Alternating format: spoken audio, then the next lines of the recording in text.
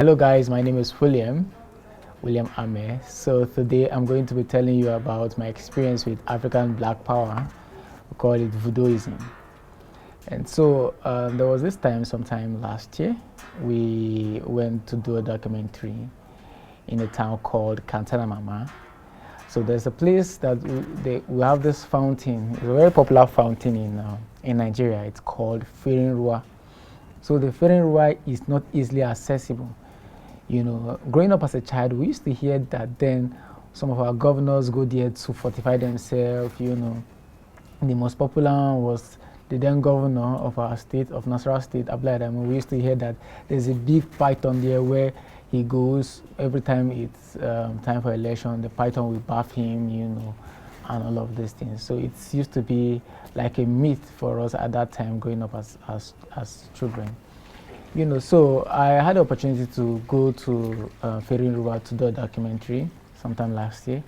So I got to the town, and we could see the Farin Ruwa from afar, but it was not easily accessible. So we started driving in through, you know, the bad road and all of this. And we got to a point where a car can no longer go further. So we stopped the car and, you know, continued the journey by foot. So when we got close enough to the Farin Ruwa, it's very scary, you know. We started flying drone around the area. All of a sudden, the guardians of the water came around, you know, and they spiritually held our drone up there. So we tried everything, and they didn't say anything to us. They were just watching us. We tried everything possible. We are seeing the drone. We started running in the bush, trying to make sure that this one the drone don't crash. Not until we realized that they were the one manipulating it, and we had to speak to them before they allow us to land the drone down. So that is one of my experience with voodooism and dark powers. Secondly, still on documentary, I went to a town called is it Arum?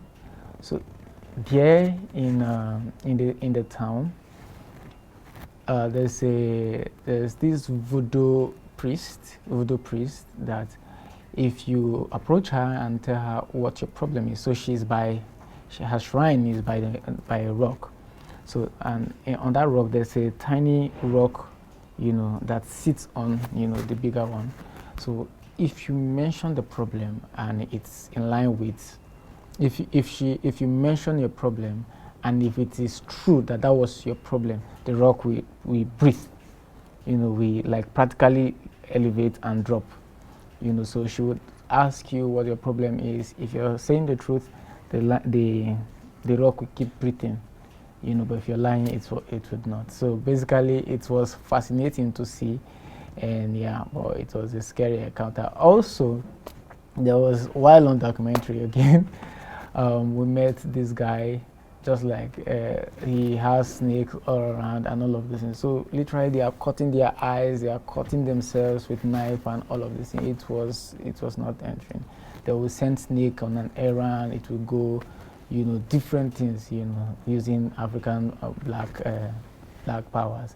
And I was in Benin Republic sometime last year, and we got to go to the voodoo temple.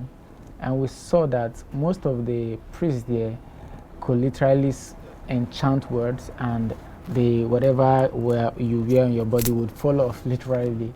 And they mentioned that they used those enchantment during the times of slave trade, where anybody who was captured, you know, can just literally enchant words and his chains will fall off and he'll run away. You know, so it's fascinating to see, and yeah, that's basically some of my experiences with African Black Power, as you call them, voodooism. Thank you.